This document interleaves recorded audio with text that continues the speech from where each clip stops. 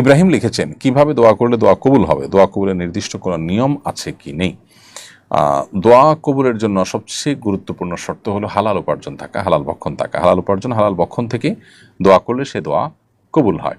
এছাড়া দোয়া কবুল আর একটা গুরুত্বপূর্ণ শর্ত হলো তাড়াহুড়ো না করা, অর্থাৎ দোয়া করার পর দোয়া কবুল হচ্ছে না কোনো হয়েছে কিনা এটা নিয়ে চিন্তা করা, দুশ্চিন্তা করা, এটা নিয়ে আপনার অহেতুক পেরেশানির মধ্যে পড়তে থাকা, এই জিনিসগুলো দোয়ার কোয়ালিটিকে নষ্ট করে এবং দোয়ার মানকে নষ্ট করে দেয়। সেজন্য নবী সাল্লাল্লাহু আলাইহি ওয়াসাল্লাম বলেছেন যে বান্দার দোয়া কবুল করা হয় যতক্ষণ পর্যন্ত মালাম ইস্তাজিল, যতক্ষণ পর্যন্ত সে তাড়াহুড়ো না করে। তাড়াহুড়ো করা বলতে কি বোঝানো হয় সেটা হাদিসে ব্যাখ্যা করেছেন তিনি, যে তার মানে হলো তার দোয়া কবুল হচ্ছে না কেন, এটার জন্য সে যদি আপনার বারবার করে সে অভিযোগ অনুযোগ করে আল্লাহর কাছে এবং তাড়াহুড়ো করে, তাহলে সেইটা তার দোয়া কবুলের ক্ষেত্রে প্রতিবন্ধকতা। এছাড়া দোয়া কবুলের সময়গুলোতে দোয়া করা, দোয়া করার শুরুতে আল্লাহর প্রশংসা, নবী দুরূদ পেশ করে তারপরে আল্লাহর কাছে চাওয়া নিবেদন করা, দুহাত তুলে চাওয়া, এগুলো হলো দোয়া কবুলের সুন্নাহ এবং আদবগুলোর মধ্য থেকে।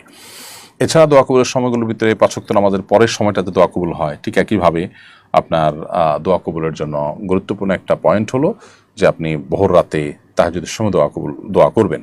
এছাড়া জুমার দিন আসরের পরের সময়টাতে দোয়া করলে দোয়া কবুল হয়। অতএব এই সময়গুলোতে দোয়া করার চেষ্টা আমরা করতে পারি। ইনশাআল্লাহ বিদিন আশা করা যায় আল্লাহ তাআলা দোয়া কবুল করবেন।